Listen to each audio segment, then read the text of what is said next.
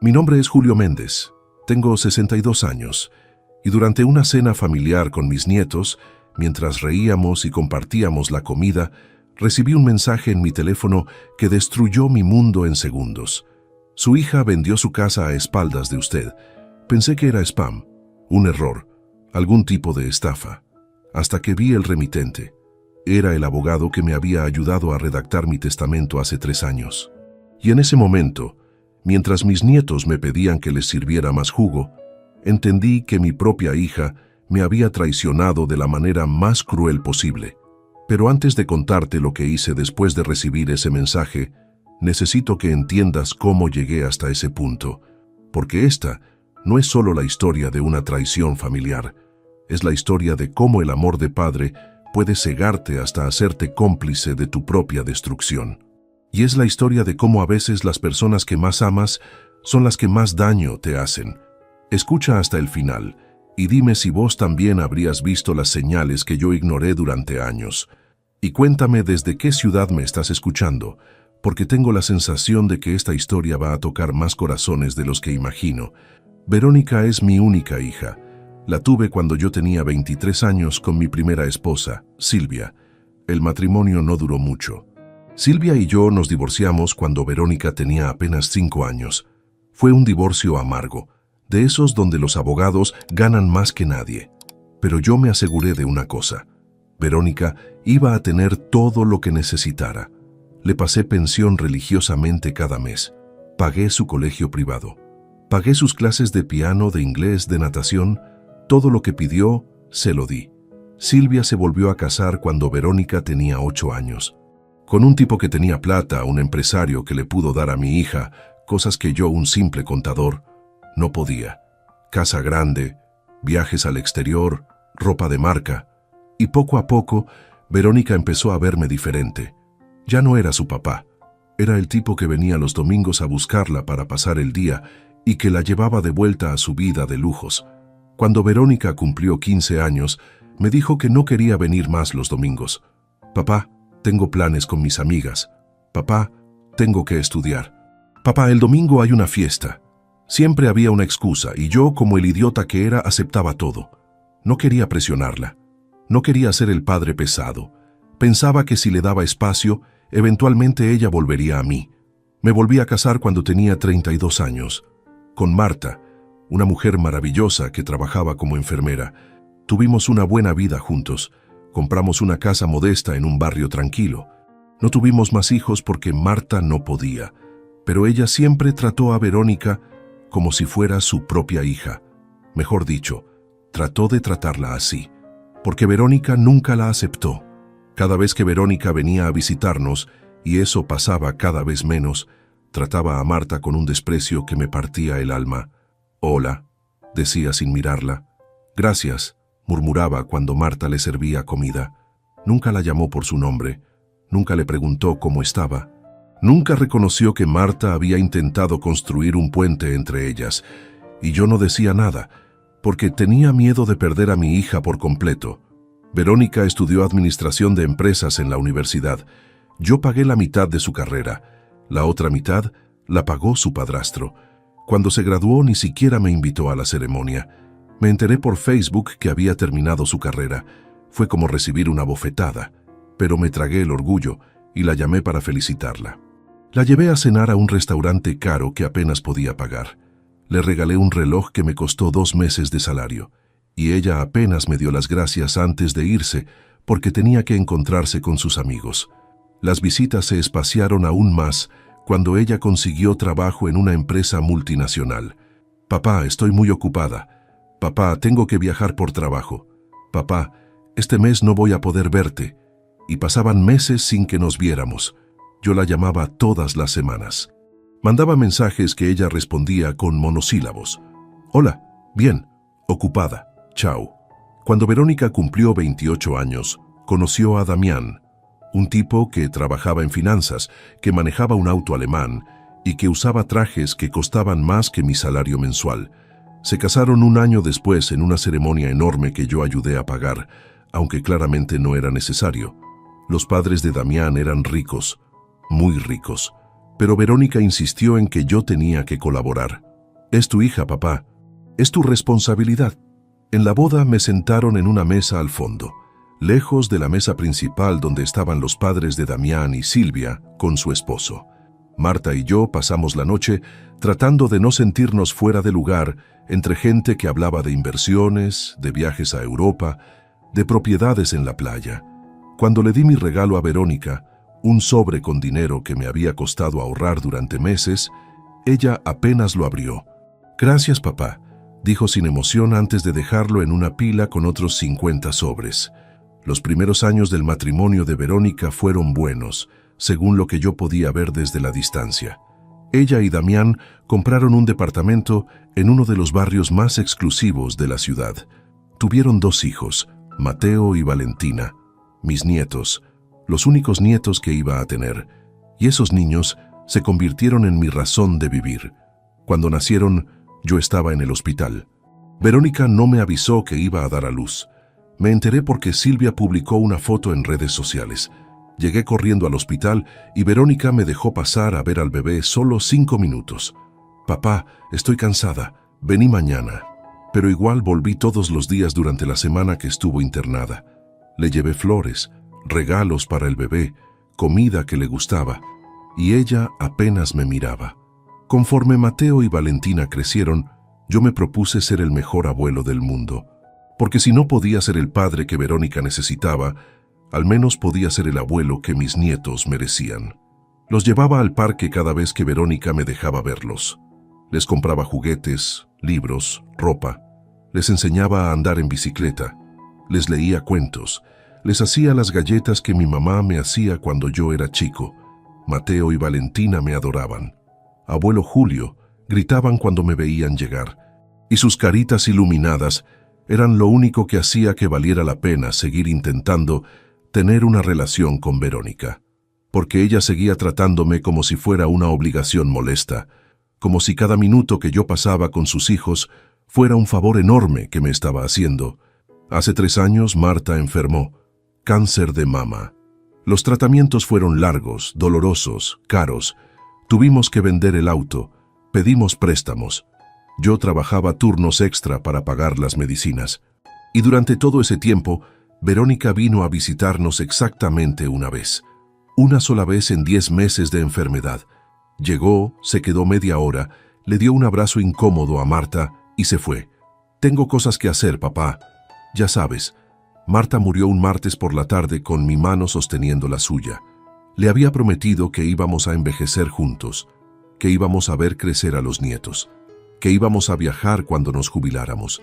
Pero el cáncer no respeta promesas. En el funeral, Verónica llegó tarde. Se quedó en la parte de atrás de la iglesia y se fue antes de que terminara el entierro porque tenía una reunión de trabajo que no podía cancelar. Después de la muerte de Marta, me quedé solo en esa casa que habíamos comprado juntos. Una casa llena de recuerdos, de fotos en las paredes, de su ropa todavía colgada en el armario porque no tenía fuerzas para sacarla. Caí en una depresión profunda. Dejé de comer bien, dejé de cuidarme. No quería ver a nadie. No quería hacer nada. Solo quería que el dolor parara. Verónica me llamó 2 semanas después del funeral. «Papá, necesito hablar con vos». Sonaba seria, más seria de lo normal. Vino a casa con Damián y se sentaron en el sofá de la sala con esas caras que pone la gente cuando va a decir algo importante. «Papá», empezó Verónica, «estamos preocupados por vos. Esta casa es muy grande para una persona sola. Y después de lo de Marta, creemos que no es saludable que estés acá». «¿Qué estás diciendo?», le pregunté. «Papá», seguí Damián con esa voz condescendiente que usaba, «tenemos una propuesta. Vos podés venir a vivir con nosotros. Tenemos espacio de sobra. Los chicos estarían encantados de tenerte cerca. Y nosotros podemos cuidarte mejor». Me quedé callado procesando lo que estaban diciendo. Dejar mi casa, la casa que compré con Marta, los recuerdos de toda una vida, para ir a vivir con ellos. Y entonces Verónica dijo algo que tendría que haberme alertado. «Pero papá, vas a tener que vender esta casa. Nosotros no tenemos espacio para guardar tus cosas, y además, con la plata de la venta, podés ayudarnos a remodelar el cuarto donde vas a estar. para que sea más cómodo para vos, ayudarlos a remodelar, con mi plata, en su casa, para mi propio cuarto. Algo en mi estómago se revolvió, pero estaba tan destrozado por la muerte de Marta, tan solo, tan desesperado por sentir que todavía tenía familia, que dije que sí. Está bien, voy a pensarlo. Durante las siguientes semanas Verónica me llamó todos los días. «Papá, ¿ya pensaste en lo que hablamos? Papá, encontramos un comprador para tu casa. Papá, necesitamos que firmes estos papeles». La presión era constante, y yo estaba tan débil emocionalmente que no podía pensar con claridad. Solo quería que alguien me dijera qué hacer, que alguien se hiciera cargo, que alguien me cuidara como yo había cuidado a todos durante toda mi vida. Un día Verónica llegó con un montón de documentos. «Papá, estos son los papeles para vender la casa. Ya encontramos comprador, ya negociamos el precio, solo necesitamos tu firma». «¿El precio?», le pregunté. «¿Cuánto?». «800,000», dijo ella rápido. «Es un buen precio, papá. El mercado está difícil. Yo sabía que mi casa valía al menos 1,200,000. La zona se había revalorizado mucho en los últimos años, pero estaba tan confundido, tan perdido, que no dije nada. Firmé donde Verónica me indicó. Firmé papeles que apenas leí. Confié en mi hija. Porque, ¿qué padre no confía en su propia hija? La venta se cerró en 2 meses. Y entonces Verónica me dijo algo que me dejó helado. «Papá, hay un pequeño cambio de planes. No vas a poder venir a vivir con nosotros todavía. Damián consiguió una promoción y tenemos que mudarnos a otra ciudad por su trabajo. Pero no te preocupes. Con la plata de tu casa podemos alquilarte un departamento lindo. Algo chico pero cómodo».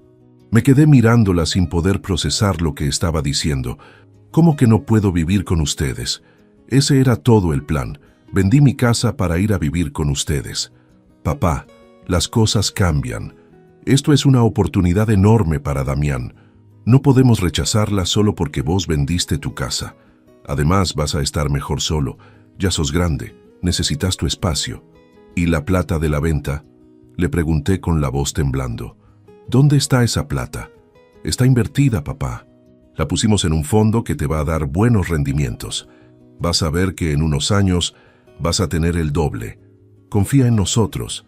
Sabemos de finanzas. Vos solo eras contador. Nosotros hacemos esto profesionalmente». Algo dentro de mí se rompió en ese momento, pero todavía no quería creer que mi hija me había estafado. Todavía me aferraba a la esperanza de que todo era un malentendido, que Verónica realmente estaba tratando de ayudarme, que yo estaba siendo paranoico por el dolor de haber perdido a Marta. Me mudé a un departamento pequeño en un barrio que no conocía, un departamento que Verónica había elegido y alquilado a mi nombre. 50 metros cuadrados, un ambiente, una ventana que daba a un paredón gris. Nada que ver con la casa de 3 cuartos con jardín donde había vivido los últimos 30 años. Pero Verónica me dijo que era lo mejor que había encontrado con mi presupuesto. ¿Mi presupuesto?, le pregunté. «¿Cuánto es mi presupuesto?». «Bueno, papá, con los intereses del fondo de inversión y tu jubilación, podés pagar este alquiler cómodamente. Tenés que aprender a vivir con menos. Ya no sos joven. No necesitas tanto espacio». Los meses pasaron. Verónica y Damián se mudaron a otra ciudad, 3 horas de distancia. Ya casi no los veía. Los niños me llamaban por videollamada una vez por mes. «Abuelo Julio, te extrañamos. ¿Cuándo vas a venir a visitarnos?». Y yo les prometía que pronto iría. Pero nunca tenía plata para el pasaje de bus. Empecé a tener problemas económicos. El alquiler del departamento era más caro de lo que Verónica me había dicho. Mi jubilación apenas alcanzaba para cubrir gastos básicos.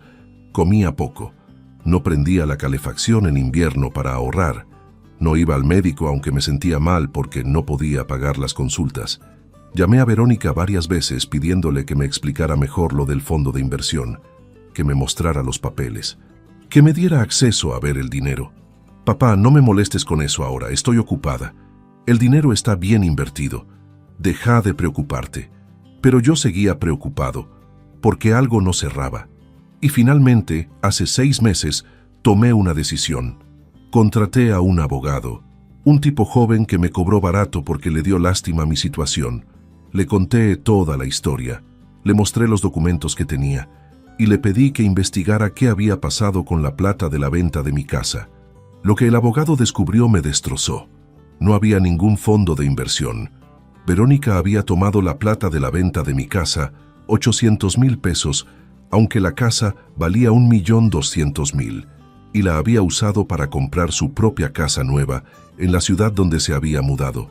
Una casa enorme, 4 cuartos, piscina, jardín, todo a mi costa. Y lo peor, los papeles que yo había firmado no eran solo de venta. Eran papeles donde yo le daba poder legal a Verónica para manejar todos mis bienes. Señor Méndez, me dijo el abogado, su hija lo estafó, y lo hizo de una manera muy inteligente. Aprovechó su estado emocional después de la muerte de su esposa, lo presionó para que vendiera la casa, lo engañó sobre el precio y usó el dinero para su propio beneficio. Esto es un fraude. Podemos denunciarla. Me quedé sentado en esa oficina sin poder respirar. Mi propia hija, la niña a la que le había pagado todo, la que me había quitado lo único que me quedaba después de que Marta muriera, la que me había dejado viviendo en un departamento miserable mientras ella nadaba en mi piscina. Le dije al abogado que necesitaba tiempo para pensar, que no podía procesar toda esa información. Salí de su oficina y caminé durante horas por las calles sin rumbo, llorando, sintiendo que mi vida entera había sido una mentira, que todo lo que había hecho por Verónica había sido en vano, que el amor de padre que yo sentía era un camino de una sola vía que ella nunca había correspondido. Pasaron semanas y yo no hice nada. No llamé a Verónica, no la enfrenté, solo seguí viviendo en ese departamento horrible, cada día más deprimido, cada día más convencido de que ya no valía la pena seguir adelante. Hasta que hace 3 semanas recibí un mensaje de Verónica. Papá, vamos a estar en la ciudad este fin de semana.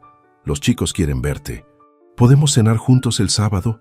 Los chicos querían verme, mis nietos, Mateo y Valentina, los únicos que todavía me hacían sentir que mi vida tenía algún sentido. Dije que sí. Nos encontramos en un restaurante del centro. Verónica llegó con Damián y los niños. Y apenas me vieron, Mateo y Valentina corrieron a abrazarme. Abuelo Julio, te extrañamos tanto. ¿Por qué no vienes a visitarnos? Los abracé sintiendo que mi corazón se rompía en 1000 pedazos.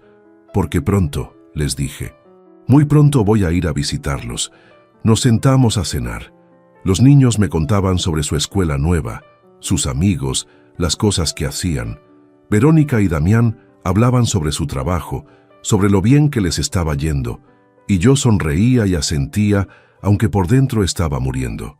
Y entonces, en medio de esa cena, mientras Mateo me mostraba un dibujo que había hecho para mí, mi teléfono vibró. Un mensaje.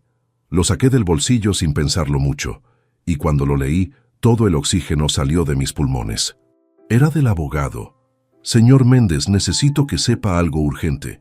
Su hija acaba de poner su casa nueva en venta, la casa que compró con el dinero de usted. Por lo que pude investigar, está tratando de vender antes de que usted pueda tomar acción legal. Necesitamos actuar ahora. Miré a Verónica del otro lado de la mesa. Ella estaba riéndose de algo que Damián acababa de decir. No tenía ni idea de que yo sabía la verdad. No tenía ni idea de que yo la había estado investigando. Y en ese momento tomé una decisión. Ya no iba a ser el padre débil que se dejaba pisotear. Ya no iba a priorizar la relación con ella sobre mi propia dignidad. Ya no iba a permitir que me siguiera robando. Verónica, dije con una voz que ni yo reconocí. Necesito hablar con vos ahora. Ella me miró sorprendida. Papá, estamos cenando. ¿Puede esperar? No, dije levantándome. No puede esperar. Vení conmigo. Afuera. Salimos del restaurante. Damián se quedó adentro con los niños. Y cuando estuvimos solos en la calle, le mostré el mensaje del abogado. Lee esto, le dije, y decime la verdad. ¿Es cierto? ¿Vendiste mi casa a mis espaldas? ¿Usaste mi plata para comprar tu casa? ¿Y ahora la estás vendiendo antes de que yo pueda denunciarte? La cara de Verónica se puso pálida. Papá, yo puedo explicar. No hay nada que explicar, Verónica. Me robaste. Aprovechaste que yo estaba destrozado por la muerte de Marta. Me mentiste. me engañaste. Y ahora estás tratando de cubrir tus huellas. Ella trató de interrumpirme, pero yo seguí. Durante toda tu vida te di todo lo que pediste. Pagué tu educación, pagué tu boda. Fui el padre presente que nunca tuviste de parte de tu padrastro, y así me lo pagás, dejándome en la miseria mientras vos vivís en una mansión que yo pagué.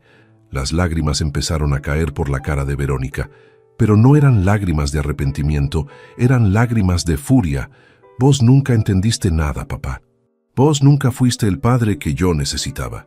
Siempre fuiste el segundo plato, el que pagaba cosas pero que nunca estuvo realmente presente.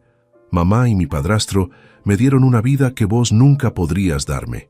Y sí, usé tu plata, porque me la merecía, por todos los años que tuve que fingir que me importaba verte. Sus palabras fueron como cuchillos, pero también fueron liberadoras, porque finalmente estaba diciendo en voz alta lo que yo había sospechado durante años, que para ella yo nunca había sido más que un cajero automático. Gracias por la honestidad, le dije. Ahora yo también voy a ser honesto. Mañana voy a denunciarte, voy a recuperar mi plata y nunca más vas a volver a verme. No podés hacer eso, dijo ella con pánico en la voz. Los chicos te necesitan, ellos te aman. Exacto, le dije. Ellos me aman, vos no. Así que de ahora en adelante voy a pelear por mis derechos de abuelo. Voy a ver a Mateo y Valentina. Pero a vos no te quiero ver nunca más en mi vida. Volví al restaurante. Los niños me preguntaron si todo estaba bien. Les dije que sí, que el abuelo estaba bien, pero que tenía que irse. Les di un beso a cada uno. Les prometí que los iba a seguir viendo. Y me fui de ese lugar sabiendo que mi vida acababa de cambiar para siempre. Al día siguiente fui con el abogado a hacer la denuncia formal. El proceso legal fue largo y complicado, pero teníamos todas las pruebas. Los documentos firmados bajo presión, los engaños sobre el precio de venta, el uso fraudulento de mi dinero. Y finalmente, después de 6 meses de juicio, ganamos.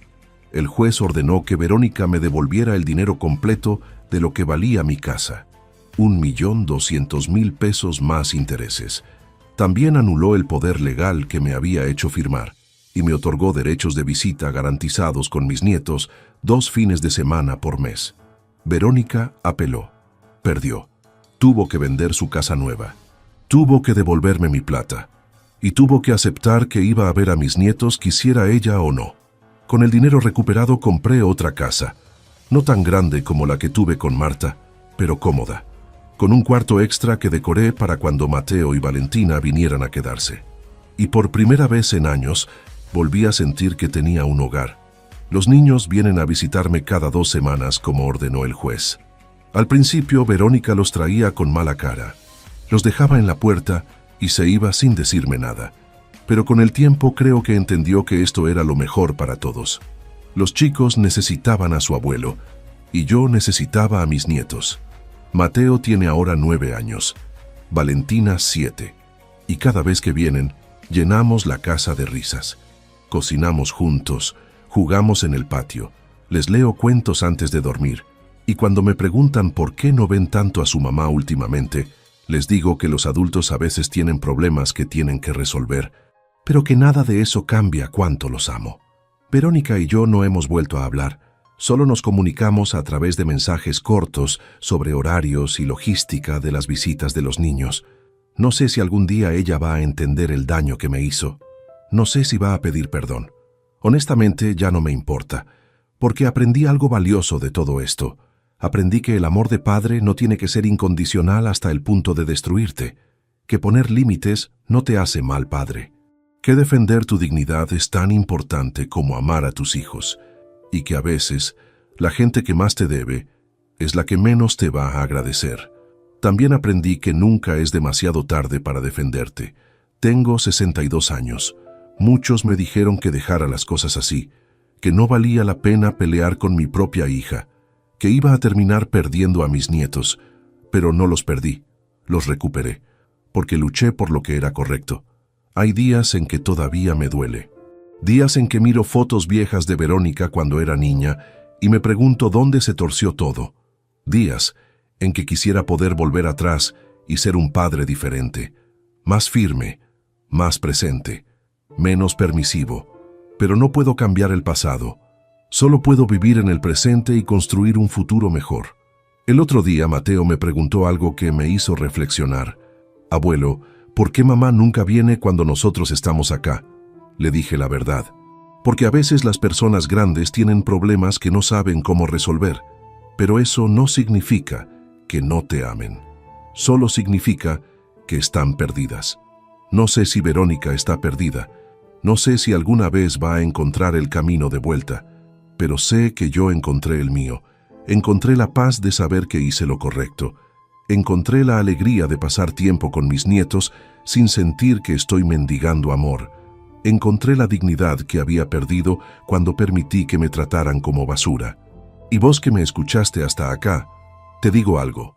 Si alguna vez alguien, no importa quién sea, te hace sentir que no vales nada, si alguien te roba, te engaña, te usa, si alguien aprovecha tu amor para lastimarte, no importa si es tu hijo, tu padre, tu pareja, nadie tiene derecho a destruirte solo porque vos los amas. Defendete, poné límites, exigí respeto, y si tenés que pelear, pelea, porque tu dignidad vale más que cualquier relación. Que al final del día, lo único que te llevas de esta vida es el respeto que tuviste por vos mismo. Yo perdí una hija, pero gané paz.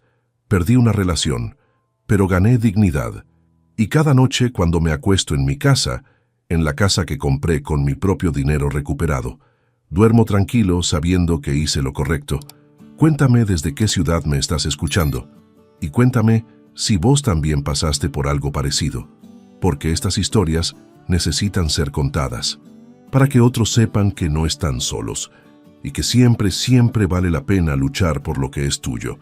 Pero la historia no terminó cuando gané el juicio. De hecho, lo que pasó después fue lo que realmente me cambió la vida. 3 meses después de recuperar mi dinero, cuando ya estaba instalado en mi casa nueva y empezaba a acostumbrarme a mi rutina con los nietos, recibí una llamada inesperada. Era de Silvia, mi ex esposa, la madre de Verónica. «Julio, necesito verte», me dijo con una voz que sonaba cansada. «Es importante. Nos encontramos en una cafetería del centro. Hacía años que no la veía en persona. Seguía siendo una mujer elegante, pero se notaban los años en su cara. Se notaba también algo más, una tristeza profunda que no había estado ahí la última vez que la vi. Se sentó frente a mí y antes de que yo pudiera decir nada, empezó a llorar. «Perdóname, Julio. Perdóname por todo. Yo nunca quise que Verónica terminara siendo así». Me quedé callado sin saber qué decir. Silvia siguió hablando entre lágrimas. «Cuando nos divorciamos yo estaba tan enojada con vos, tan dolida, y sin darme cuenta, fui llenando a Verónica de veneno contra vos. Cada vez que ella te defendía, yo le decía que vos nos habías abandonado, que vos habías elegido tu nueva vida sobre nosotras. Le mentí, Julio.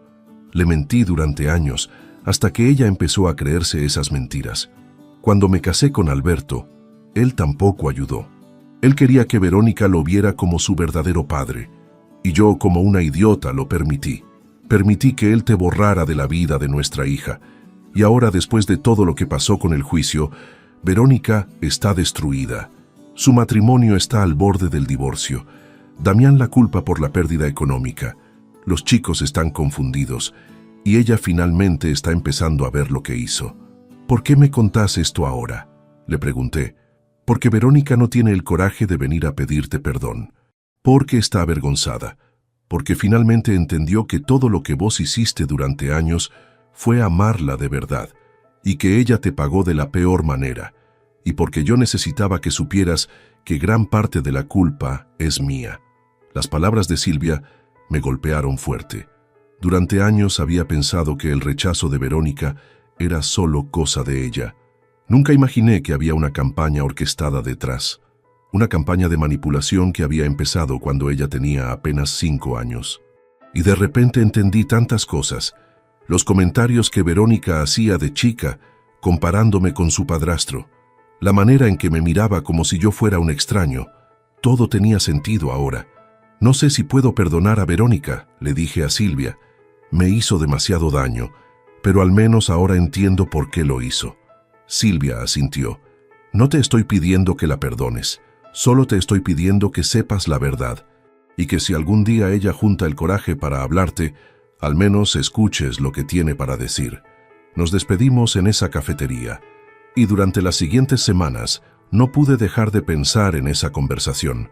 Me di cuenta de que yo también había cometido errores. Había sido un padre ausente en muchos momentos cruciales de la vida de Verónica. Había priorizado mi nuevo matrimonio con Marta sobre la relación con mi hija. Había asumido que dándole dinero estaba dándole amor. Y aunque nada de eso justificaba lo que ella me había hecho, me ayudó a ver que la historia era más compleja de lo que yo pensaba. Un sábado por la tarde, cuando Mateo y Valentina estaban conmigo, tocaron el timbre de mi casa. Fui a abrir y me encontré con Verónica parada en la puerta. Tenía una cara que nunca le había visto, vulnerable, asustada, como una niña pequeña que sabe que hizo algo malo y no sabe cómo arreglarlo. «Papá», empezó con la voz quebrada, «¿puedo pasar?» Los chicos escucharon su voz y vinieron corriendo. «Mamá». Verónica los abrazó, y los tres se quedaron así por un largo momento. Después los niños volvieron adentro a jugar, y Verónica y yo nos quedamos en el porche.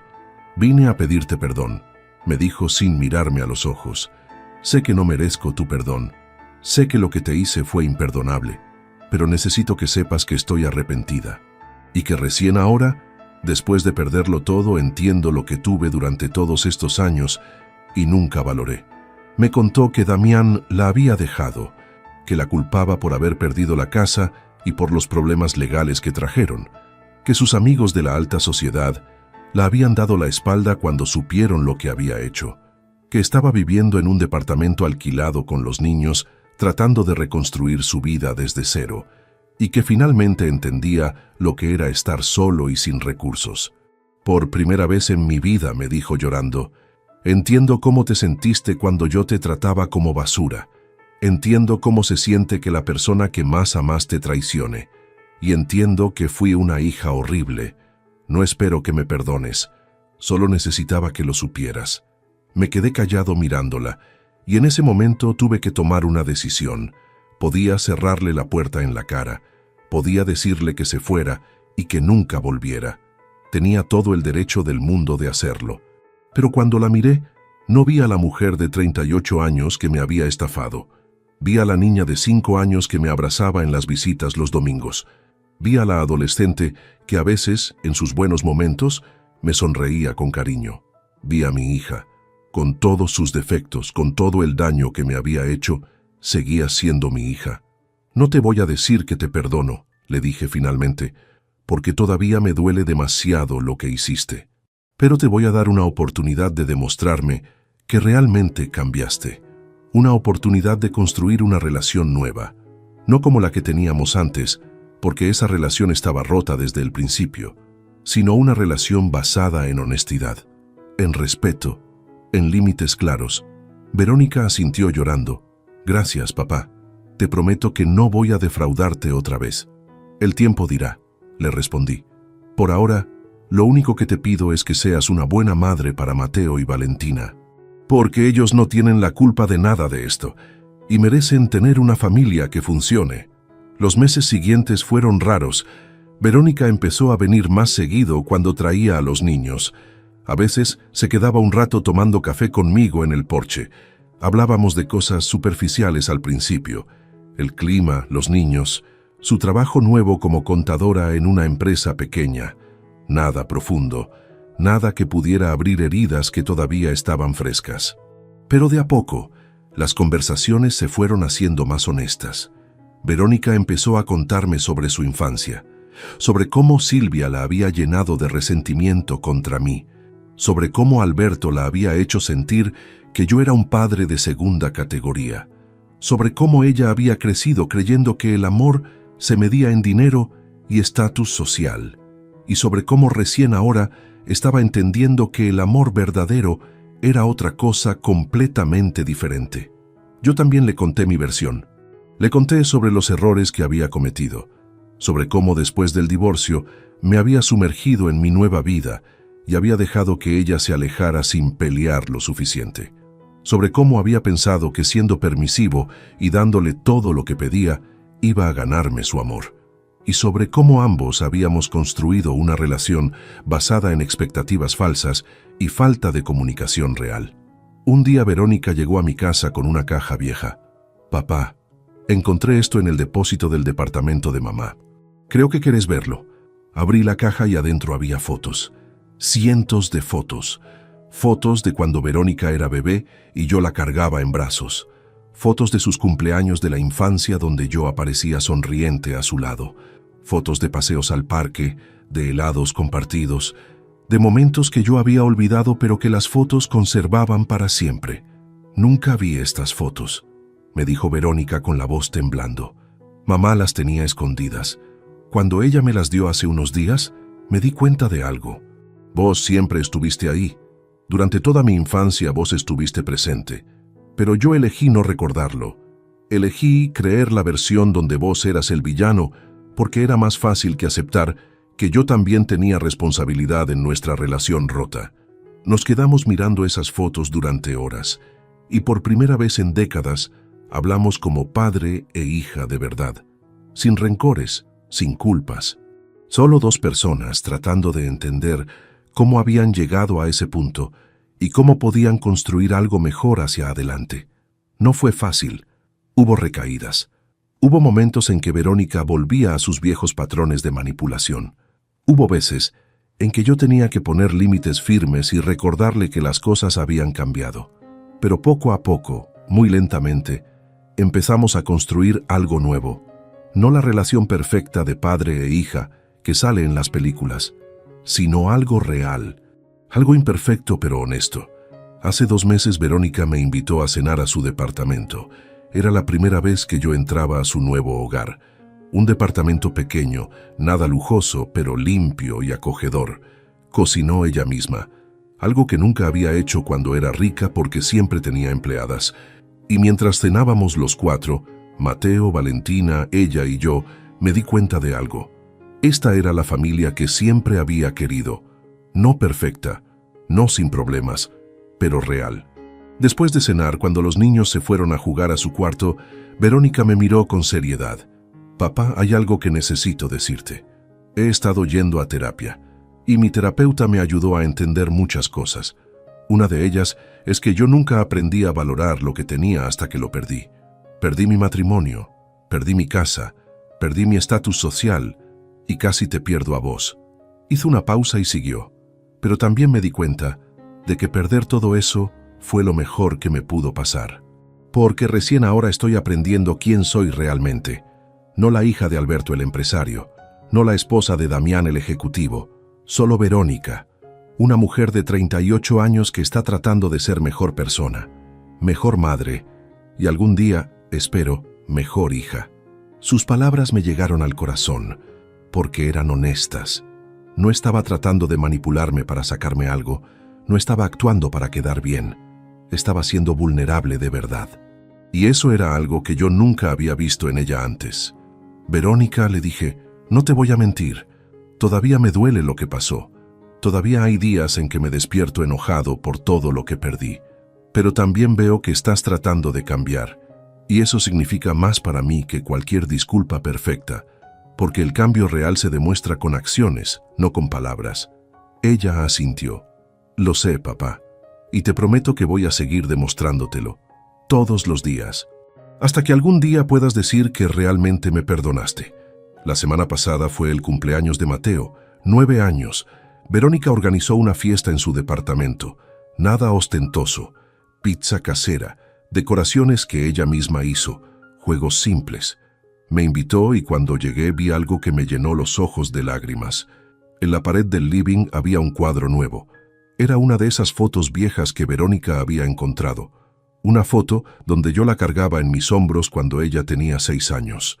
Y debajo del cuadro había una placa que decía: «Julio Méndez, el mejor papá que no supe valorar pero que nunca me abandonó».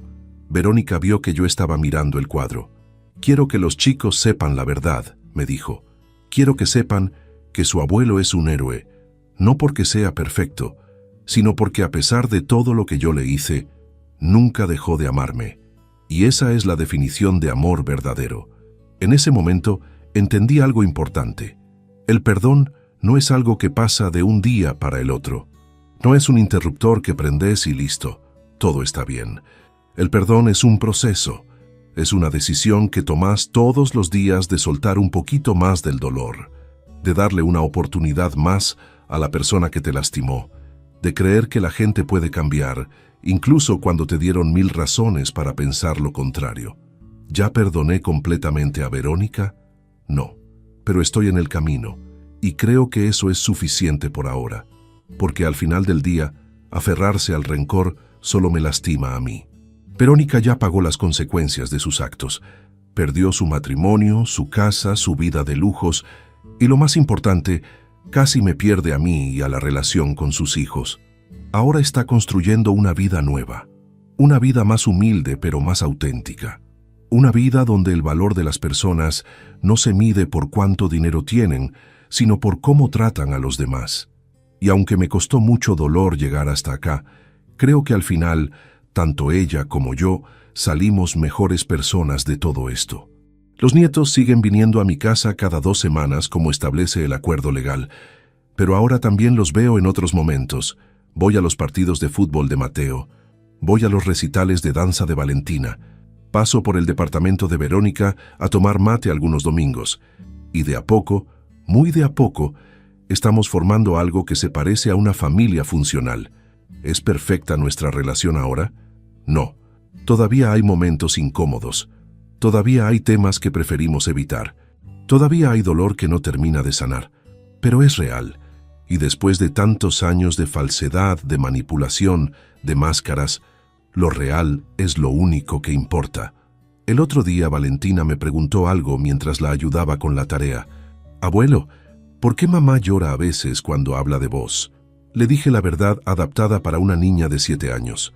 Porque a veces los adultos hacemos cosas que lastiman a las personas que amamos. Y cuando nos damos cuenta del daño que hicimos, eso nos pone tristes. Pero lo importante es que tratemos de arreglar nuestros errores. ¿Y vos perdonaste a mamá?, me preguntó con esos ojos grandes llenos de inocencia. Estoy aprendiendo a perdonarla, le respondí. Y eso es lo más importante, aprender. Porque el perdón no es algo que sabes hacer automáticamente. Es algo que tenés que practicar. Esa conversación me hizo reflexionar sobre el legado que les estoy dejando a mis nietos. No un legado de dinero, aunque ahora tengo los recursos para dejarles algo cuando me vaya, sino un legado de valores. Les estoy enseñando que las personas pueden cometer errores terribles y aún así merecer una segunda oportunidad, que el perdón es posible incluso después de las peores traiciones, que las familias no tienen que ser perfectas para ser valiosas y que el amor verdadero es el que persiste incluso cuando todo lo demás se cae a pedazos. Hace unos días estaba ordenando papeles viejos y encontré las primeras cartas que Verónica me escribió cuando era niña. Cartas llenas de errores de ortografía, donde me decía que yo era el mejor papá del mundo, que me amaba hasta la luna, que cuando fuera grande iba a cuidarme como yo la cuidaba a ella. Y me puse a llorar leyendo esas cartas, porque esa niña que las escribió realmente me amaba. Fue después que todo se torció. Fue después que las voces de otros llenaron su cabeza de ideas equivocadas. Pero ese amor inicial era real. Y tal vez, solo tal vez, parte de ese amor nunca se fue del todo. Tal vez siempre estuvo ahí, enterrado bajo capas de resentimiento, de manipulación, de egoísmo. Y tal vez lo que está pasando ahora es simplemente que ese amor está volviendo a salir a la superficie, no de la misma manera que cuando era niña, pero de una manera más madura, más consciente, más real. Le mostré esas cartas a Verónica la siguiente vez que la vi. Ella las leyó llorando. Yo era esa niña, papá, y en algún lugar muy profundo, todavía soy esa niña, la niña que te amaba con todo su corazón, solo que me perdí en el camino. Pero te prometo que voy a encontrar el camino de vuelta, y yo le creo, porque he visto el cambio en ella. He visto cómo trata a sus hijos con más paciencia ahora que no tiene dinero para comprar su obediencia. He visto cómo trabaja duro en su nuevo empleo, sin quejarse de que gana menos de lo que gastaba antes en carteras.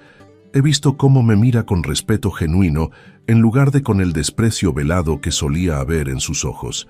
El cambio es lento, es imperfecto, pero es real.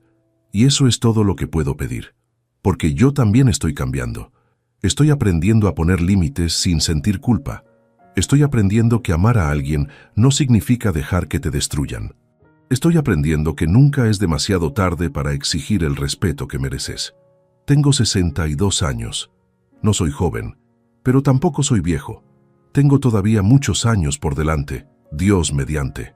Y quiero pasar esos años construyendo relaciones sanas, viendo crecer a mis nietos, y tal vez, si las cosas siguen mejorando, construyendo una relación real con mi hija.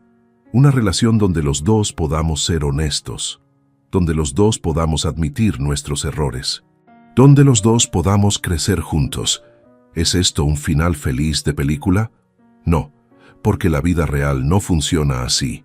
No hay música dramática cuando perdonas a alguien. No hay escena emotiva donde todo se resuelve con un abrazo. La vida real es más complicada, más lenta, más difícil, pero también más verdadera. Y tal vez eso sea mejor que cualquier final de película, porque significa que tengo la oportunidad de escribir mi propia historia, de decidir cómo quiero que sean los próximos capítulos de mi vida, y yo elijo que sean capítulos de sanación, de crecimiento, de amor imperfecto pero real. A vos que me escuchaste hasta el final te digo esto: si estás pasando por algo parecido, si alguien en tu familia te traicionó, si sentís que el dolor es tan grande que nunca va a sanar, quiero que sepas que sí puedes sanar, no completamente, no de la noche a la mañana, pero puede sanar. Y también quiero que sepas que perdonar no significa olvidar, no significa pretender que lo que pasó no pasó, no significa volver a confiar ciegamente. Perdonar significa soltar el veneno del rencor para que no te siga envenenando a vos. Significa darle a la otra persona una oportunidad de demostrar que cambió. Y significa elegir la paz sobre la justicia cuando la justicia ya no te devuelve lo que perdiste. Yo recuperé mi dinero, recuperé mi dignidad. Y estoy en proceso de recuperar una relación con mi hija. ¿Es perfecta mi vida ahora? No, pero es mía, y es real. Y después de tantos años de vivir en la mentira, eso es más que suficiente. Gracias por escucharme. Gracias por caminar conmigo a través de esta historia. Y recordá, nunca es demasiado tarde para defenderte, nunca es demasiado tarde para exigir respeto, y nunca es demasiado tarde para darle a alguien una segunda oportunidad si realmente la merece. La clave está en saber distinguir entre quién merece esa oportunidad y quién solo va a seguir lastimándote. Y eso solo lo aprendes con el tiempo y con límites muy claros. Y a vos que me acompañaste hasta el final de esta historia te digo: defendé tu dignidad siempre, amá con límites claros, perdoná cuando sea posible, pero nunca olvides las lecciones. Y recordá que nunca es demasiado tarde para que las cosas cambien si todos los involucrados están dispuestos a hacer el trabajo necesario. El otro día me llamó mi hermana Clara desde otra provincia. Había escuchado rumores sobre todo lo que había pasado con Verónica y quería saber cómo estaba yo. Julio, me dijo, siempre pensé que esa chica te iba a traer problemas, pero me alegra saber que finalmente abrió los ojos.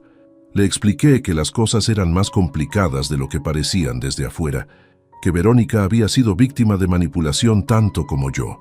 Clara me dijo algo que me quedó dando vueltas. A veces perdonar es más difícil que odiar, pero también es más liberador. Tenía razón. Perdonar había sido muchísimo más difícil que mantener el rencor. El rencor era fácil, automático, pero perdonar requería elegir la compasión sobre la justicia todos los días.